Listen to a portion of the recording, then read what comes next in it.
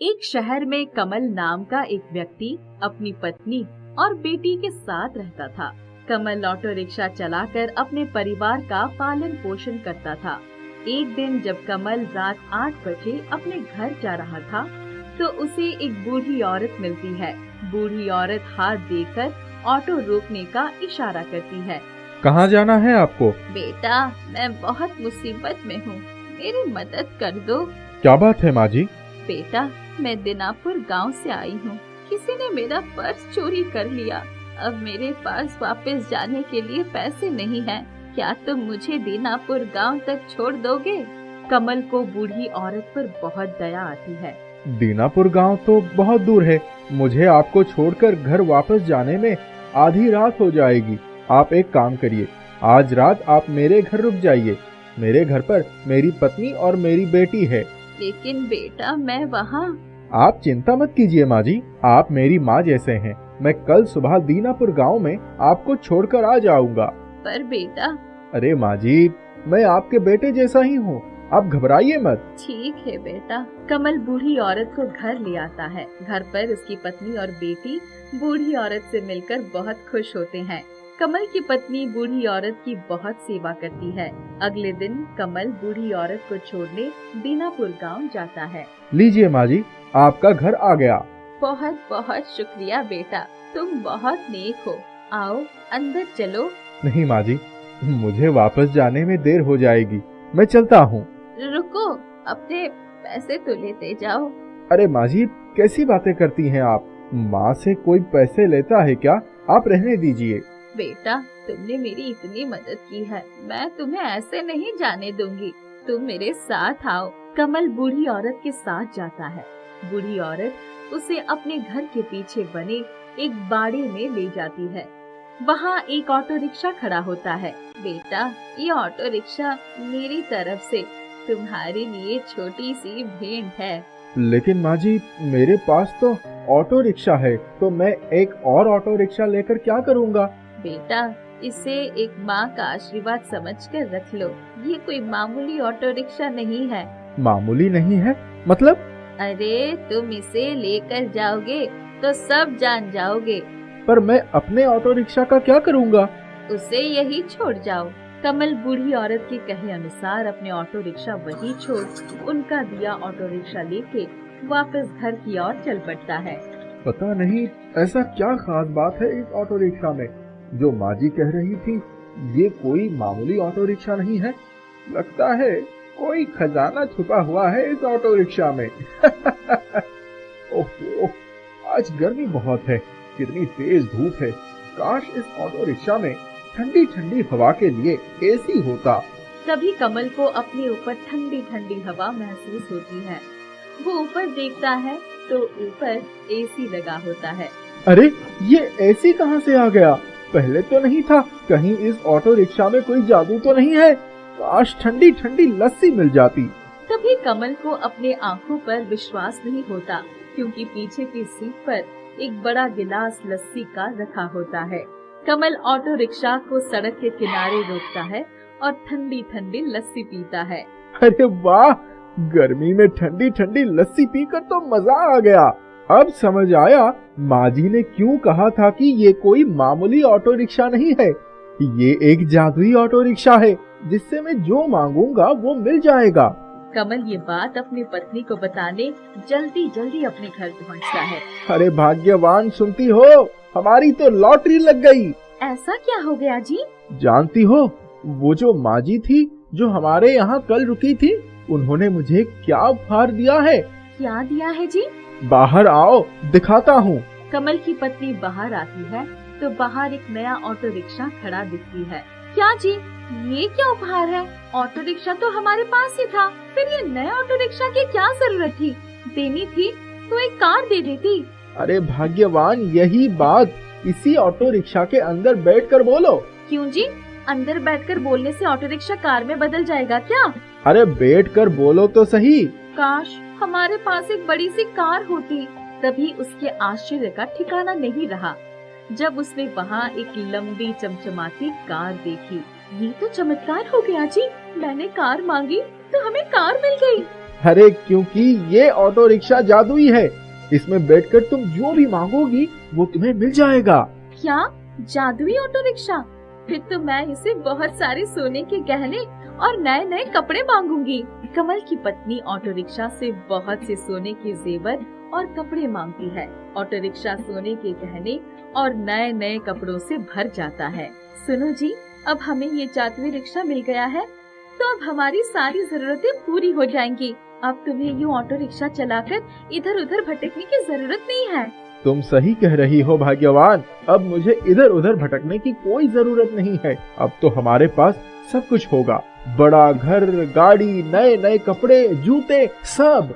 कमल जिस जिस चीज का नाम लेता जाता है सब उसके सामने आ जाती है। कमल बहुत बड़ा आदमी बन जाता है। एक दिन कमल जब अपने जादुई ऑटो रिक्शा से कुछ मांगता है और उसे वो मिल जाता है, तभी वहाँ उसका एक पड़ोसी विक्रम ये सब देख लेता है। अच्छा, अब समझ आया, ये मामूली ऑटो रिक्शा चलाने वाला इतनी जल्दी इतना अमीर कैसे हो गया। ये सब इस जादुई ऑटो रिक्शा का कमाल है। आज रात जब सब सो जाएंगे, मैं चुपके से इसके जादुई ऑटो रिक्शा को चुरा लूंगा और इसकी जगह एक मामूली ऑटो रिक्शा खड़ा कर दूंगा। रात के समय विक्रम कमल की ऑटो रिक्शा को एक साधारण से ऑटो रिक्शा से बदल देता है। विक्रम ऑटो रिक्शा को बहुत दूर ले जाता है। मुझे एक बड़ी सी कार चाहिए। विक्रम कार का इंतजार करने लगता है, लेकिन कोई कार नहीं आती।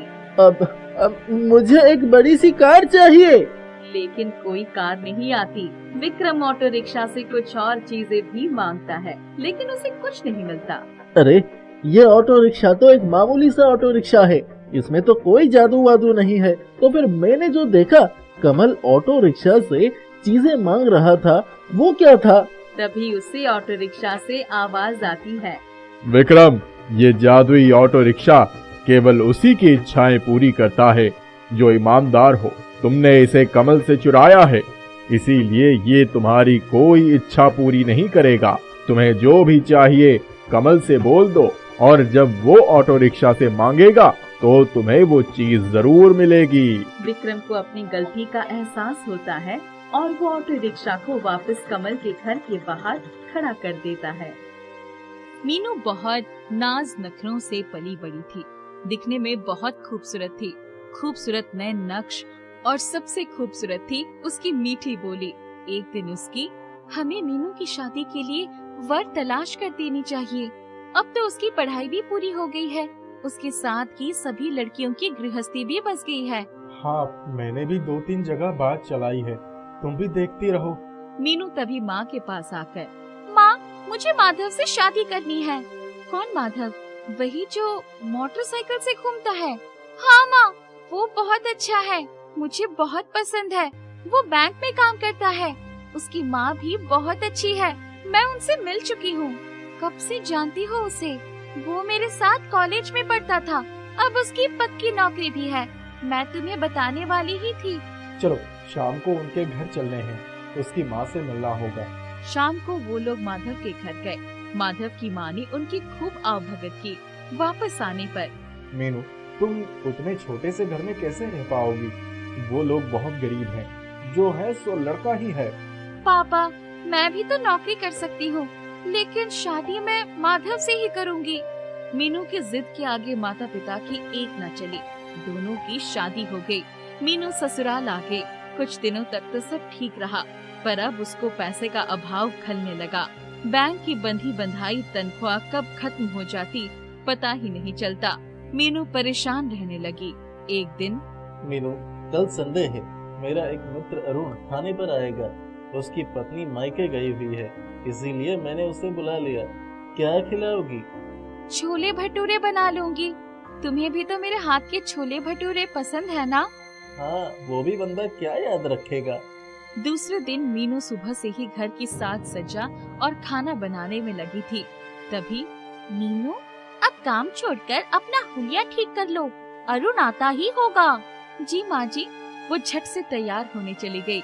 अरुण ने जब छोले भटूरे खाए तो उसे बहुत पसंद आए। वाह भाभी, आपके हाथ में तो जादू है। क्या भटूरे बनाए हैं, ऐसे भटूरे तो रेस्टोरेंट में भी नहीं मिलेंगे। अरे यार, क्यों चने के झाड़ पर चढ़ा रहा है? अरे मैं सच कह रहा हूँ, तू घर का बना खाना खाता है ना। पहले तेरी माँ बढ़िया खाना बनाती थी, अब बीवी भी अच्छी खाना बनाती है। मुझसे पूछ, मेरी बीवी तो रसोई से दूर भागती है, इसीलिए मुझे यहाँ के सभी रेस्टोरेंट के स्वाद का पता है। मीनू बहुत खुश थी। अरुण के जाने के बाद, माधव, क्यों ना हम भी अपनी एक छोले भटूरे की छोटी सी दुकान खोल लें? मैंने अरुण को बोला था कि चने के झाड़ पर मत चढ़ा, अब उसका फल तो मुझे ही भुगतना पड़ रहा है। तुम्हें तो मेरी हर बात मजाक ही लगती है। अरे नहीं, मैं मजाक नहीं कर रहा हूँ। अभी हमारी शादी को 1 साल ही हुए हैं। तुम्हारे घर वाले सोचेंगे कि मैं ठीक से तुम्हारी देखभाल नहीं कर सकता। माधव, मेरे पापा खुद एक बिजनेसमैन है, वो कभी ऐसा नहीं सोचेंगे। बात तो आई गई हो गई। अपनी खूबसूरत बीवी को घुमाने फिराने के लिए और उसके साथ श्रृंगार के लिए पैसे ही नहीं बचते थे। मीनू कभी कोई डिमांड नहीं करती थी, पर माधव को अधिक से अधिक पैसा कमाने की चाहत थी। एक दिन, सर, आपके लिए मैं कुछ लाया हूँ, प्लीज मेरा होम लोन जल्दी पास करवा दीजिए। आप बाहर चलिए, मैं आता हूँ। वो व्यक्ति बाहर गया तो उसने माधव को एक थैली पकड़ा दी। माधव ने थैली तुरंत उसके हाथ में वापस कर दी। उसकी हिम्मत देखकर उसके हाथ कांपने लगे। वो पशुपेश में पड़ गया कि क्या करे। जब घर पहुंचा तो, क्या बात है, बहुत परेशान लग रहे हो? कुछ नहीं, बैंक की टेंशन है। दूसरे ही दिन वो जैसे ही बैंक पहुंचा, उसके बॉस ने उसे बुलाया। मिस्टर माधव, ये लीजिए अपना सस्पेंशन ऑर्डर, और जब तक इंक्वायरी होगी आप वो बैंक आने की जरूरत नहीं है। क्लाइंट ने आपके खिलाफ शिकायत दर्ज की है। सर, वो तो खुद ही मुझे बुलाकर ले गया था, मुझे फंसाया गया है। बॉस ने उसकी एक न सुनी, उसके तो होश उड़ गए। क्या मुंह दिखाऊंगा घर वालों को और रिश्तेदारों को। वो घर आकर चुपचाप लेट गया। आज इतने जल्दी कैसे आ गए? मीनू, तुम कह रही थी ना कि हम अपनी एक दुकान खोल लेते हैं, वो समय आ गया है। चलो मेरे साथ चलो। पर हमारे पास इतने पैसे कहाँ से आएंगे? पहले हम किराए पर जगह लेंगे, फिर अपनी दुकान खोलेंगे। मैं तुम्हें कब से कह रही थी, पहले चलकर मम्मी पापा से बात कर ले। नहीं, उसकी जरूरत नहीं है। दोनों ने किराए की जगह पक्की कर ली। कुछ ही दिनों में उन्होंने अपना एक छोटी सी दुकान खोल लिया। मीनू तो छोले भटूरे बनाने में पहले से ही बहुत एक्सपर्ट थी। माँ भी उसके साथ पूरा समय देती। उनकी दुकान अच्छी चल निकली। उनकी खूब कमाई होने लगी। धीरे धीरे 1 साल हो गए। एक दिन, आज मेरी तबीयत कुछ ठीक नहीं है, चक्कर आ रहे हैं। चलो डॉक्टर के पास चलते हैं। मुबारक हो, आप माँ बनने वाली हैं। मीनू, अब दुकान का काम कैसे होगा? अरे अभी कौन सा बच्चा पैदा हो जाएगा, अभी उसके आने में 7-8 महीने का समय है। तब तक हम खाना बनाने के लिए कारीगर रख लेते हैं। मैं अपनी देखरेख में उनसे छोले भटूरे बनवाऊंगी। हाँ, ये ठीक रहेगा। उन्होंने 2 कारीगर भी रख लिया। उनके छोले भटूरे की चर्चा हर जगह होने लगी। एक दिन इस दुकान का मालिक, भाई, आप लोग तो अच्छा खासा पैसा कमा रहे हैं, किराया दुगना कर दीजिए। अरे भाई, इतनी कमाई नहीं होती, इतना किराया कहाँ से दे पाएंगे हम। आप लोग ये जगह छोड़ दीजिए। माधव और मीनू बहुत परेशान हो गए। माधव, तुम चिंता मत करो, हम जहाँ भी दुकान खोलेंगे वहीं चल निकलेगी। तुम मेरे गहने गिरवी रखकर अपनी खुद की दुकान के लिए जगह देख लो। नहीं नहीं मीनू, तुम्हारे माता पिता को पता चलेगा तो उनकी नजरों से मैं गिर जाऊंगा। मैं उनको बताने थोड़ी जा रही हूँ, अपने पास कुछ बचत भी तो है। जब हमारी कमाई होने लगेगी तो सबसे पहले गहने ही छुड़वाएंगे। माधव ने उसके कुछ गहने रखकर बाकी गहने गिरवी रख दिए और घर के नजदीक ही एक दुकान खरीद ली। कुछ ही दिनों में उनकी दुकान पर खूब भीड़ होने लगी, खूब आमदनी होने लगा। तभी एक दिन बैंक से फोन आया। माधव, आपकी इंक्वायरी में आप निर्दोष साबित हुए हैं। आपकी नौकरी फिर से बहाल हो गई है। आपको पिछले 2 सालों का एरियर भी मिलेगा। आप सोमवार से ज्वाइन कर लीजिए। इतना सुनते ही माधव की आंखों में खुशी के आंसू आ गए। हमेशा ईमानदारी की जीत होती है माधव। अब मुझे दुकान पर जाने की हिम्मत नहीं रह गई है। तुम 1-2 आदमी और रख लो। तुम चिंता मत करो, हमारा बच्चा बहुत भाग्यशाली है। देखो ना, अभी वो आया भी नहीं है और मेरी बहाली का संदेश आ गया। मेरे ऊपर लगा दोष भी दूर हो गया। उन्होंने 2 आदमी और रख लिए।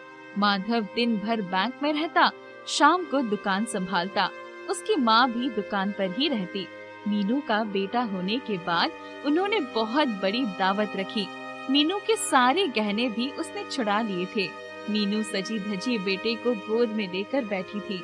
हमारी बहू बहुत ही समझदार और हिम्मत वाली है। उसकी सूझबूझ से ही आज हम इतने बड़े कारोबार के मालिक हैं। उसने छोले भटूरे बेचकर हमारी गरीबी दूर ही कर दी। मीनू और माधव एक दूसरे को देखकर मुस्कुरा उठे। उनका जीवन खुशियों से भर गया। शिवपुरा नाम का एक गांव था।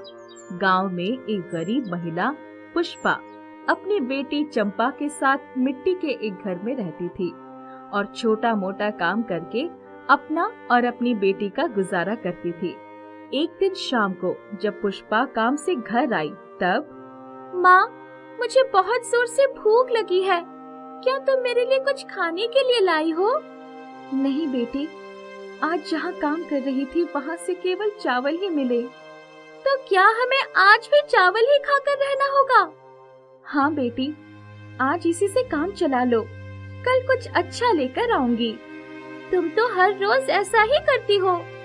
रुको, मैं चावल उबालने के लिए चढ़ा देती हूँ।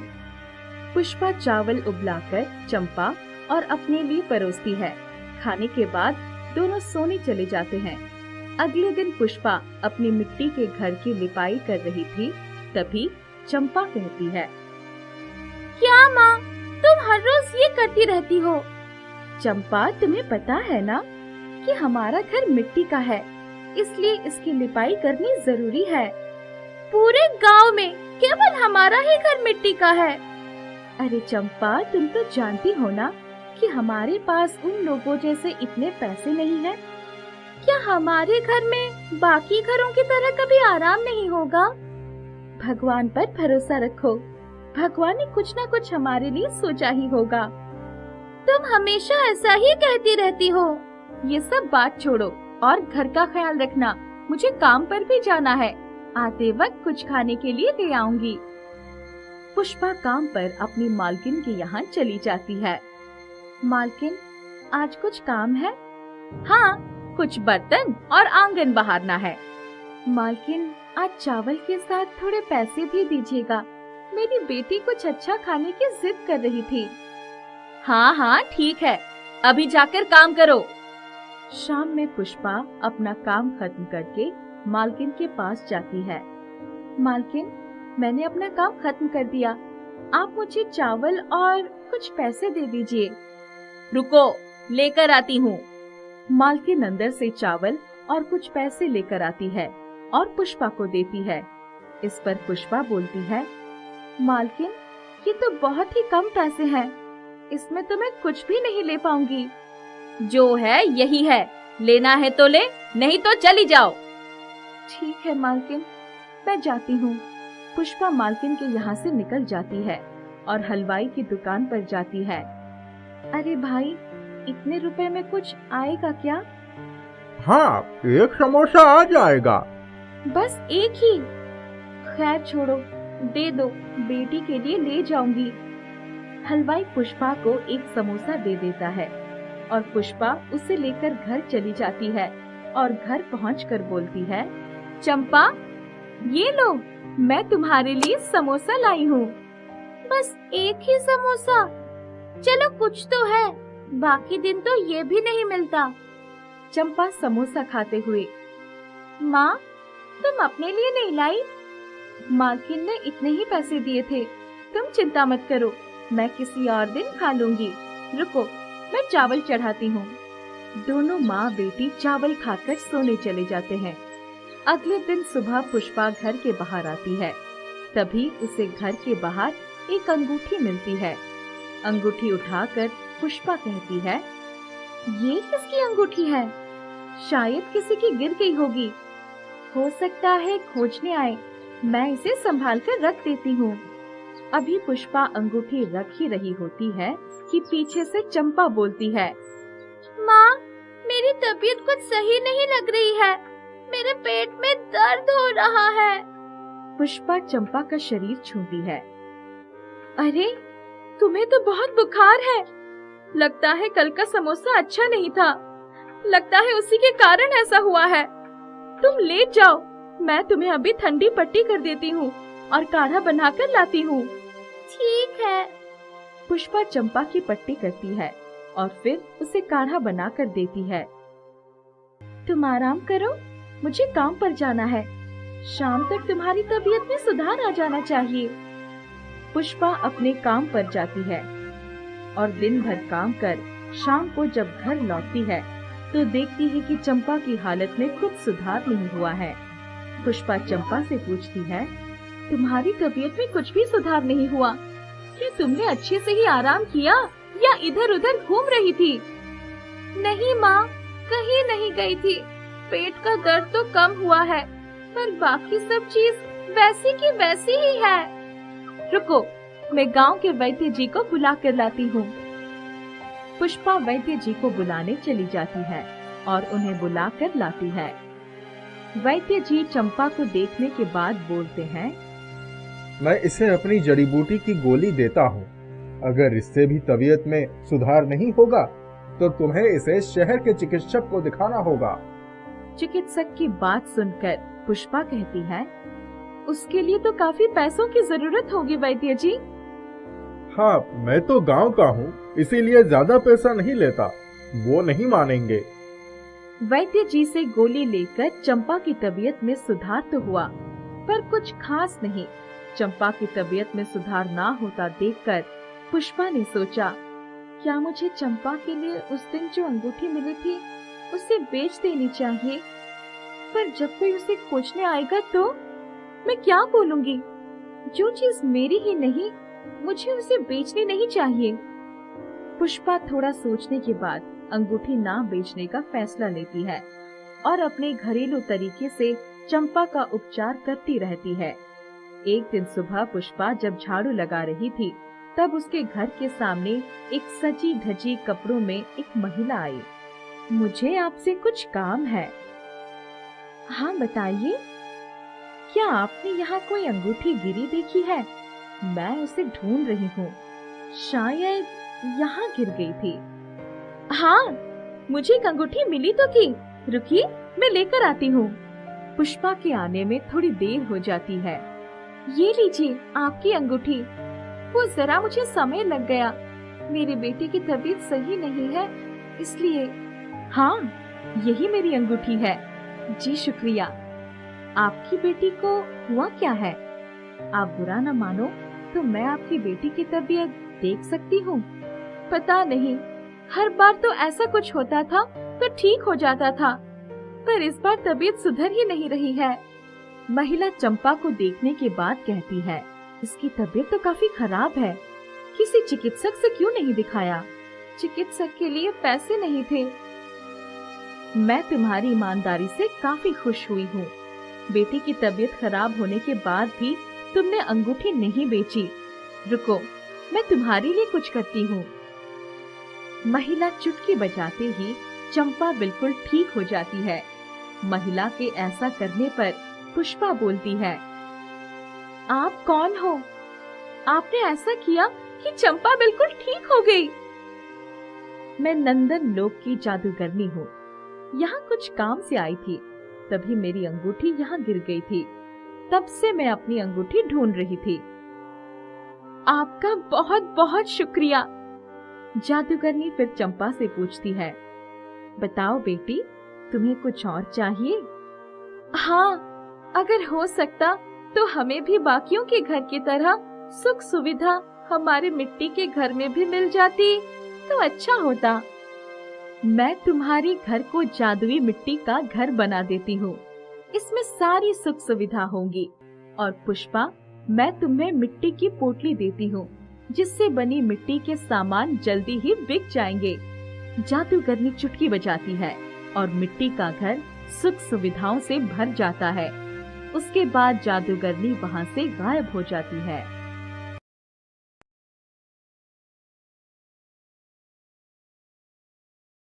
एक शहर में कमल नाम का एक व्यक्ति अपनी पत्नी और बेटी के साथ रहता था। कमल ऑटो रिक्शा चलाकर अपने परिवार का पालन पोषण करता था।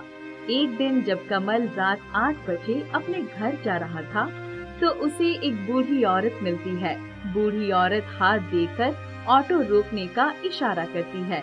कहाँ जाना है आपको? बेटा, मैं बहुत मुसीबत में हूँ, मेरी मदद कर दो। क्या बात है माँ जी?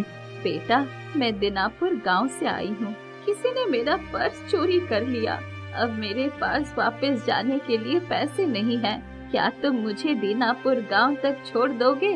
कमल को बूढ़ी औरत पर बहुत दया आती है। दीनापुर गांव तो बहुत दूर है, मुझे आपको छोड़कर घर वापस जाने में आधी रात हो जाएगी। आप एक काम करिए, आज रात आप मेरे घर रुक जाइए। मेरे घर पर मेरी पत्नी और मेरी बेटी है। लेकिन बेटा, मैं वहाँ। आप चिंता मत कीजिए माँ जी, आप मेरी माँ जैसे हैं। मैं कल सुबह दीनापुर गांव में आपको छोड़कर आ जाऊंगा। पर बेटा। अरे माँ जी, मैं आपके बेटे जैसा ही हूँ, आप घबराइए मत। ठीक है बेटा। कमल बूढ़ी औरत को घर ले आता है। घर पर उसकी पत्नी और बेटी बूढ़ी औरत से मिलकर बहुत खुश होते हैं। कमल की पत्नी बूढ़ी औरत की बहुत सेवा करती है। अगले दिन कमल बूढ़ी औरत को छोड़ने दीनापुर गांव जाता है। लीजिए माँ जी, आपका घर आ गया। बहुत बहुत शुक्रिया बेटा, तुम बहुत नेक हो। आओ अंदर चलो। नहीं माँ जी, मुझे वापस जाने में देर हो जाएगी, मैं चलता हूँ। रुको, अपने पैसे तो लेते जाओ। अरे माँ जी, कैसी बातें करती हैं आप? माँ से कोई पैसे लेता है क्या? आप रहने दीजिए। बेटा, तुमने मेरी इतनी मदद की है, मैं तुम्हें ऐसे नहीं जाने दूंगी। तुम मेरे साथ आओ। कमल बूढ़ी औरत के साथ जाता है। बूढ़ी औरत उसे अपने घर के पीछे बने एक बाड़े में ले जाती है। वहाँ एक ऑटो रिक्शा खड़ा होता है। बेटा, ये ऑटो रिक्शा मेरी तरफ से तुम्हारे लिए छोटी सी भेंट है। लेकिन माँ जी, मेरे पास तो ऑटो रिक्शा है, तो मैं एक और ऑटो रिक्शा लेकर क्या करूँगा? बेटा, इसे एक माँ का आशीर्वाद समझकर रख लो। ये कोई मामूली ऑटो रिक्शा नहीं है। मामूली नहीं है मतलब? अरे, तुम इसे लेकर जाओगे तो सब जान जाओगे। पर मैं अपने ऑटो रिक्शा का क्या करूँगा? उसे यही छोड़ जाओ। कमल बूढ़ी औरत के कहे अनुसार अपने ऑटो रिक्शा वही छोड़ उनका दिया ऑटो रिक्शा लेके वापस घर की ओर चल पड़ता है। पता नहीं ऐसा क्या खास बात है इस ऑटो रिक्शा में जो माँ जी कह रही थी। ये कोई मामूली ऑटो रिक्शा नहीं है, लगता है कोई खजाना छुपा हुआ है इस ऑटो रिक्शा में। ओहो, आज गर्मी बहुत है, कितनी तेज धूप है। काश इस ऑटो रिक्शा में ठंडी ठंडी हवा के लिए एसी होता। तभी कमल को अपने ऊपर ठंडी ठंडी हवा महसूस होती है। वो ऊपर देखता है तो ऊपर एसी लगा होता है। अरे, ये एसी कहाँ से आ गया? पहले तो नहीं था। कहीं इस ऑटो रिक्शा में कोई जादू तो नहीं है? काश ठंडी ठंडी लस्सी मिल जाती। तभी कमल को अपने आंखों पर विश्वास नहीं होता, क्योंकि पीछे की सीट पर एक बड़ा गिलास लस्सी का रखा होता है। कमल ऑटो रिक्शा को सड़क के किनारे रोकता है और ठंडी ठंडी लस्सी पीता है। अरे वाह, गर्मी में ठंडी ठंडी लस्सी पीकर तो मजा आ गया। अब समझ आया माँ जी ने क्यों कहा था कि ये कोई मामूली ऑटो रिक्शा नहीं है। ये एक जादुई ऑटो रिक्शा है जिससे मैं जो मांगूंगा वो मिल जाएगा।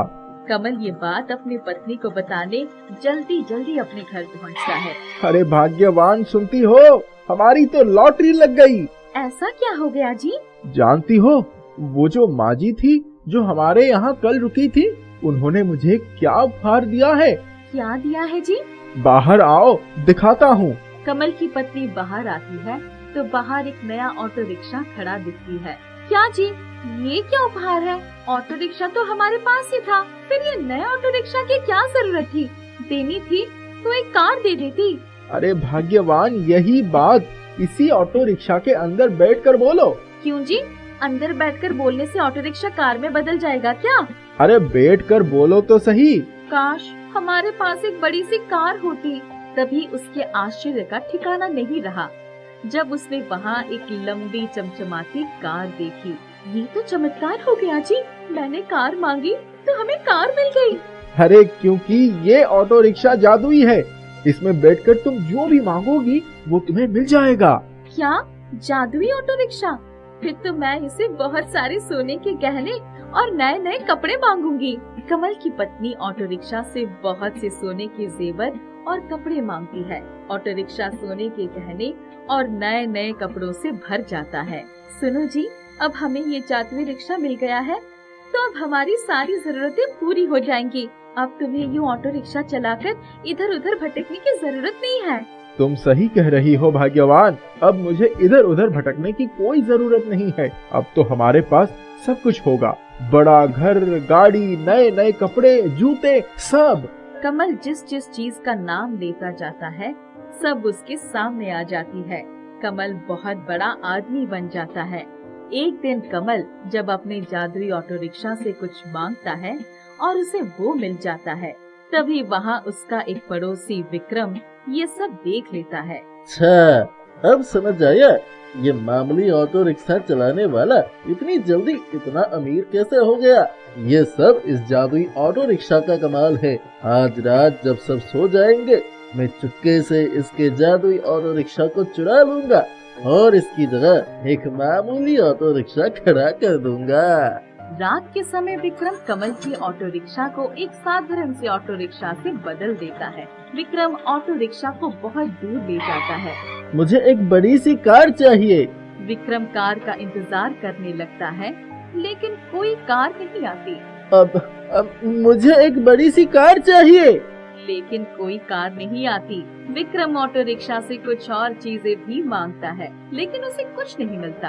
अरे, ये ऑटो रिक्शा तो एक मामूली सा ऑटो रिक्शा है, इसमें तो कोई जादू वादू नहीं है। तो फिर मैंने जो देखा कमल ऑटो रिक्शा से चीजें मांग रहा था, वो क्या था? तभी उसे ऑटो रिक्शा से आवाज आती है, विक्रम, ये जादुई ऑटो रिक्शा केवल उसी की इच्छाएं पूरी करता है जो ईमानदार हो। तुमने इसे कमल से चुराया है, इसीलिए ये तुम्हारी कोई इच्छा पूरी नहीं करेगा। तुम्हें जो भी चाहिए कमल से बोल दो, और जब वो ऑटो रिक्शा से मांगेगा तो तुम्हें वो चीज जरूर मिलेगी। विक्रम को अपनी गलती का एहसास होता है और वो ऑटो रिक्शा को वापस कमल के घर के बाहर खड़ा कर देता है। मीनू बहुत नाज नखरों से पली बड़ी थी, दिखने में बहुत खूबसूरत थी। खूबसूरत नए नक्श और सबसे खूबसूरत थी उसकी मीठी बोली। एक दिन उसकी, हमें मीनू की शादी के लिए वर तलाश कर देनी चाहिए। अब तो उसकी पढ़ाई भी पूरी हो गई है, उसके साथ की सभी लड़कियों की गृहस्थी भी बस गई है। हाँ, मैंने भी 2-3 जगह बात चलाई है, तुम भी देखती रहो। मीनू तभी माँ के पास आकर, माँ, मुझे माधव से शादी करनी है। कौन माधव? वही जो मोटरसाइकिल से घूमता है। हाँ माँ, वो बहुत अच्छा है, मुझे बहुत पसंद है। वो बैंक में काम करता है, उसकी माँ भी बहुत अच्छी है, मैं उनसे मिल चुकी हूँ। कब से जानती हो उसे? वो मेरे साथ कॉलेज में पढ़ता था, अब उसकी पक्की नौकरी भी है। मैं तुम्हें बताने वाली ही थी। चलो शाम को उनके घर चलने हैं, उसकी माँ से मिलना होगा। शाम को वो लोग माधव के घर गए। माधव की माँ ने उनकी खूब आवभगत की। वापस आने पर, मीनू, तुम उतने छोटे से घर में कैसे रह पाओगी? वो लोग बहुत गरीब हैं, जो है सो लड़का ही है। पापा, मैं भी तो नौकरी कर सकती हूँ, लेकिन शादी मैं माधव से ही करूँगी। मीनू की जिद के आगे माता पिता की एक न चली, दोनों की शादी हो गई। मीनू ससुराल आ गई। कुछ दिनों तक तो सब ठीक रहा, पर अब उसको पैसे का अभाव खलने लगा। बैंक की बंधी बंधाई तनख्वाह कब खत्म हो जाती पता ही नहीं चलता। मीनू परेशान रहने लगी। एक दिन, मीनू, कल संडे है, मेरा एक मित्र अरुण खाने पर आएगा। उसकी पत्नी मायके गई हुई है, इसीलिए मैंने उसे बुला लिया। क्या खिलाओगी? छोले भटूरे बना लूंगी। तुम्हें भी तो मेरे हाथ के छोले भटूरे पसंद है ना? हाँ, वो भी बंदा क्या याद रखेगा। दूसरे दिन मीनू सुबह से ही घर की साज सज्जा और खाना बनाने में लगी थी। तभी, मीनू, अब काम छोड़कर अपना हुलिया ठीक कर लो, अरुण आता ही होगा। जी माँ जी। वो झट से तैयार होने चली गई। अरुण ने जब छोले भटूरे खाए तो उसे बहुत पसंद आए। वाह भाभी, आपके हाथ में तो जादू है, क्या भटूरे बनाए हैं। ऐसे भटूरे तो रेस्टोरेंट में भी नहीं मिलेंगे। अरे यार, क्यों चने के झाड़ पर चढ़ा रहा है? अरे मैं सच कह रहा हूँ, तू घर का बना खाना खाता है ना? पहले तेरी माँ बढ़िया खाना बनाती थी, अब बीवी भी अच्छी खाना बनाती है। मुझसे पूछ, मेरी बीवी तो रसोई से दूर भागती है, इसीलिए मुझे यहाँ के सभी रेस्टोरेंट के स्वाद का पता है। मीनू बहुत खुश थी। अरुण के जाने के बाद, माधव, क्यों ना हम भी अपनी एक छोले भटूरे की छोटी सी दुकान खोल लें? मैंने अरुण को बोला था कि चने के झाड़ पर मत चढ़ा, अब उसका फल तो मुझे ही भुगतना पड़ रहा है। तुम्हें तो मेरी हर बात मजाक ही लगती है। अरे नहीं, मैं मजाक नहीं कर रहा हूँ। अभी हमारी शादी को 1 साल ही हुए हैं। तुम्हारे घर वाले सोचेंगे कि मैं ठीक से तुम्हारी देखभाल नहीं कर सकता। माधव, मेरे पापा खुद एक बिजनेसमैन है, वो कभी ऐसा नहीं सोचेंगे। बात तो आई गई हो गई।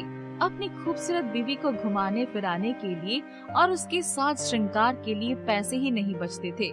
मीनू कभी कोई डिमांड नहीं करती थी, पर माधव को अधिक से अधिक पैसा कमाने की चाहत थी।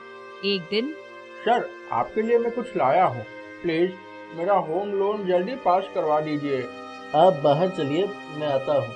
वो व्यक्ति बाहर गया तो उसने माधव को एक थैली पकड़ा दी। माधव ने थैली तुरंत उसके हाथ में वापस कर दी। उसकी हिम्मत देखकर उसके हाथ कांपने लगे। वो पशुपेश में पड़ गया कि क्या करे। जब घर पहुंचा तो, क्या बात है, बहुत परेशान लग रहे हो? कुछ नहीं, बैंक की टेंशन है। दूसरे ही दिन वो जैसे ही बैंक पहुंचा, उसके बॉस ने उसे बुलाया। मिस्टर माधव, ये लीजिए अपना सस्पेंशन ऑर्डर, और जब तक इंक्वायरी होगी आप वो बैंक आने की जरूरत नहीं है। क्लाइंट ने आपके खिलाफ शिकायत दर्ज की है। सर, वो तो खुद ही मुझे बुलाकर ले गया था, मुझे फंसाया गया है। बॉस ने उसकी एक न सुनी, उसके तो होश उड़ गए। क्या मुंह दिखाऊंगा घर वालों को और रिश्तेदारों को। वो घर आकर चुपचाप लेट गया। आज इतने जल्दी कैसे आ गए?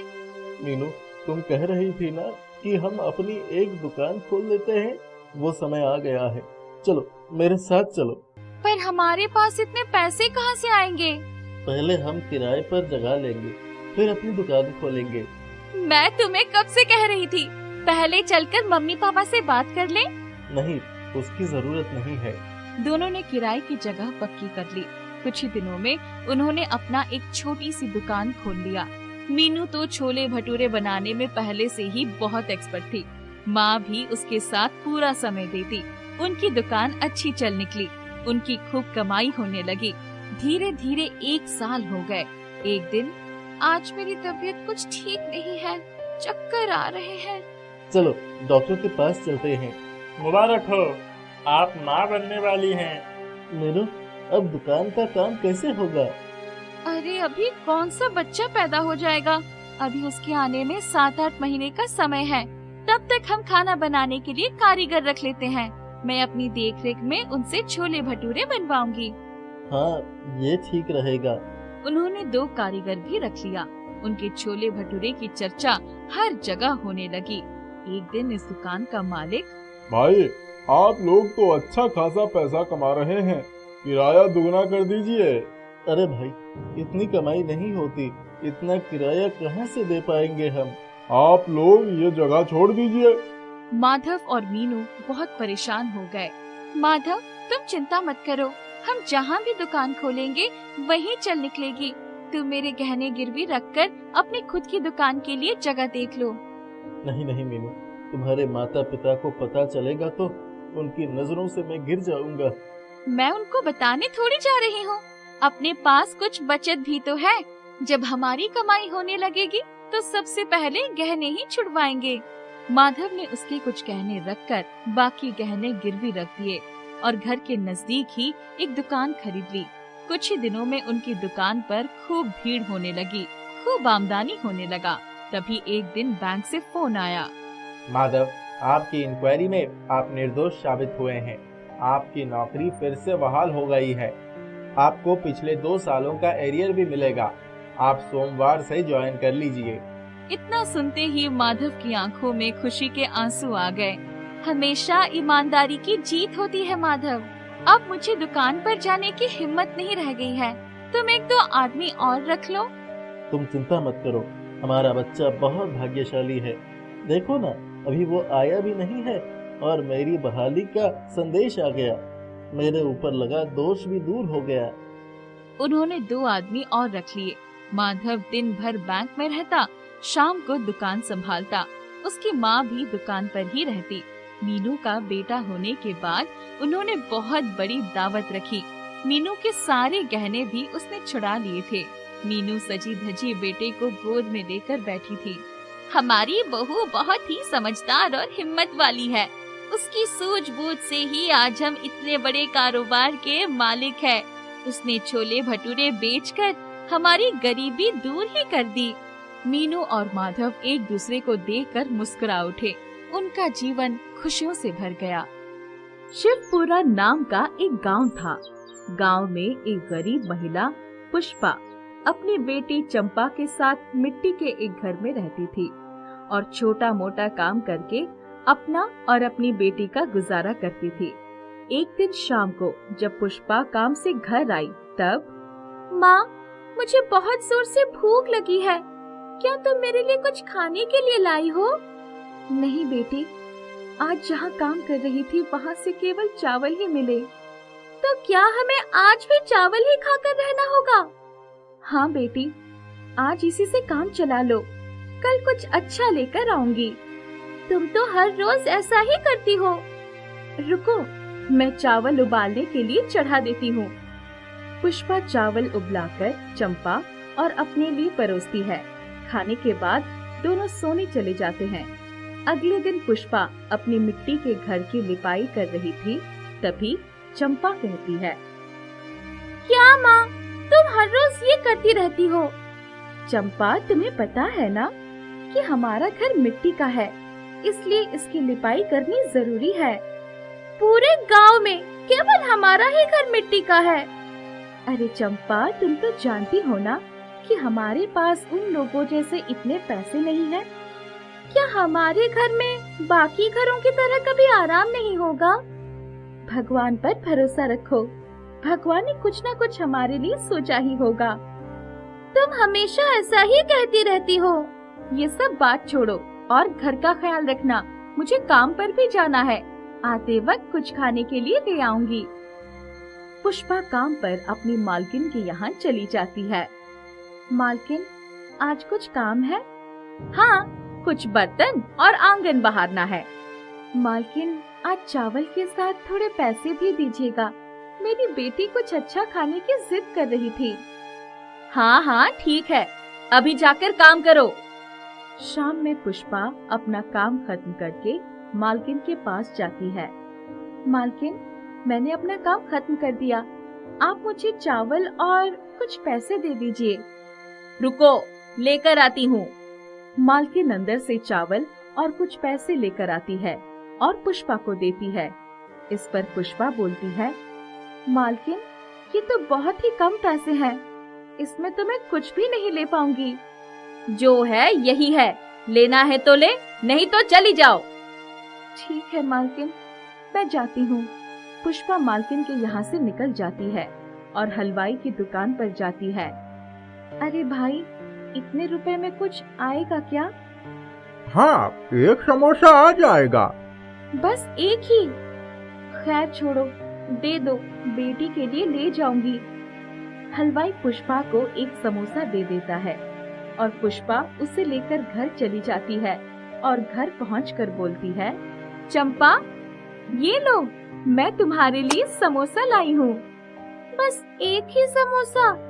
चलो कुछ तो है, बाकी दिन तो ये भी नहीं मिलता। चंपा समोसा खाते हुए, माँ, तुम अपने लिए नहीं लाई? मालकिन ने इतने ही पैसे दिए थे, तुम चिंता मत करो, मैं किसी और दिन खा लूंगी।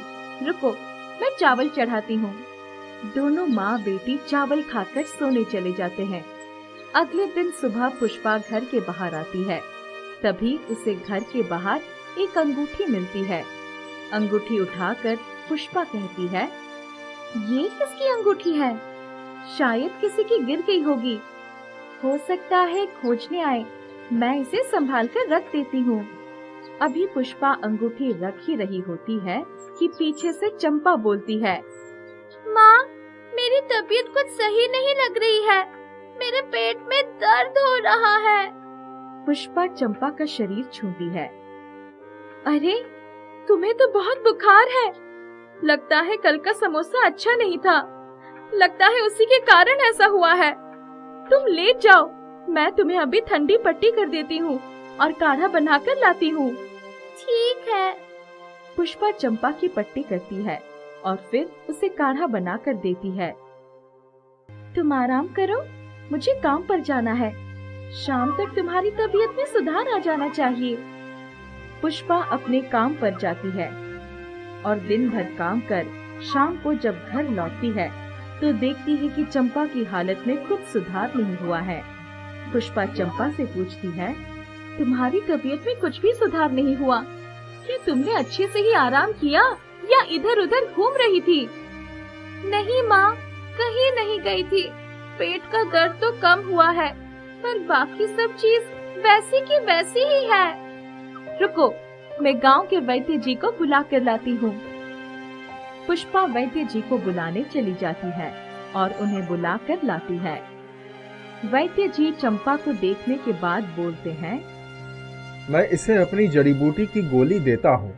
अगर इससे भी तबीयत में सुधार नहीं होगा तो तुम्हें इसे शहर के चिकित्सक को दिखाना होगा। चिकित्सक की बात सुनकर पुष्पा कहती है, उसके लिए तो काफी पैसों की जरूरत होगी वैद्य जी। हाँ, मैं तो गांव का हूँ, इसीलिए ज्यादा पैसा नहीं लेता। वो नहीं मानेंगे। वैद्य जी से गोली लेकर चंपा की तबीयत में सुधार तो हुआ, पर कुछ खास नहीं। चंपा की तबीयत में सुधार ना होता देखकर पुष्पा ने सोचा, क्या मुझे चंपा के लिए उस दिन जो अंगूठी मिली थी उसे बेच देनी चाहिए? पर जब कोई उसे खोजने आएगा तो मैं क्या बोलूंगी? जो चीज मेरी ही नहीं, मुझे उसे बेचनी नहीं चाहिए। पुष्पा थोड़ा सोचने के बाद अंगूठी ना बेचने का फैसला लेती है और अपने घरेलू तरीके से चंपा का उपचार करती रहती है। एक दिन सुबह पुष्पा जब झाड़ू लगा रही थी तब उसके घर के सामने एक सजी धजी कपड़ों में एक महिला आई। मुझे आपसे कुछ काम है। हाँ बताइए। क्या आपने यहाँ कोई अंगूठी गिरी देखी है? मैं उसे ढूंढ रही हूँ, शायद यहाँ गिर गई थी। हाँ, मुझे एक अंगूठी मिली तो थी। रुकिए, मैं लेकर आती हूँ। पुष्पा के आने में थोड़ी देर हो जाती है। ये लीजिए आपकी अंगूठी। वो जरा मुझे समय लग गया, मेरी बेटी की तबीयत सही नहीं है इसलिए। हाँ, यही मेरी अंगूठी है। जी शुक्रिया। आपकी बेटी को हुआ क्या है?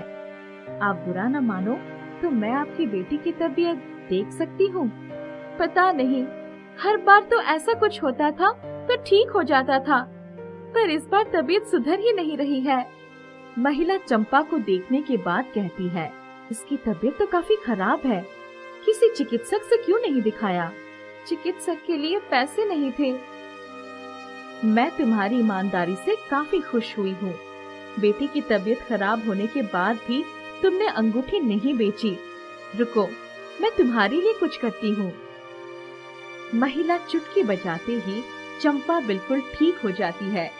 महिला के ऐसा करने पर पुष्पा बोलती है, आप कौन हो? आपने ऐसा किया कि चंपा बिल्कुल ठीक हो गई। मैं नंदन लोक की जादूगरनी हूँ। यहाँ कुछ काम से आई थी, तभी मेरी अंगूठी यहाँ गिर गई थी। तब से मैं अपनी अंगूठी ढूंढ रही थी। आपका बहुत बहुत शुक्रिया। जादूगरनी फिर चंपा से पूछती है, बताओ बेटी, तुम्हें कुछ और चाहिए? हाँ, अगर हो सकता तो हमें भी बाकियों के घर की तरह सुख सुविधा हमारे मिट्टी के घर में भी मिल जाती तो अच्छा होता। मैं तुम्हारे घर को जादुई मिट्टी का घर बना देती हूँ। इसमें सारी सुख सुविधा होगी।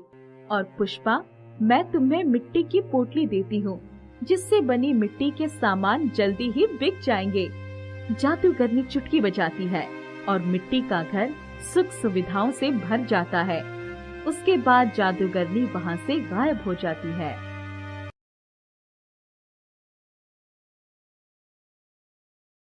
एक शहर में कमल नाम का एक व्यक्ति अपनी पत्नी और बेटी के साथ रहता था। कमल ऑटो रिक्शा चलाकर अपने परिवार का पालन पोषण करता था। एक दिन जब कमल रात 8 बजे अपने घर जा रहा था तो उसे एक बूढ़ी औरत मिलती है। बूढ़ी औरत हाथ देकर ऑटो रोकने का इशारा करती है। कहाँ जाना है आपको? बेटा, मैं बहुत मुसीबत में हूँ, मेरी मदद कर दो। क्या बात है माँ जी?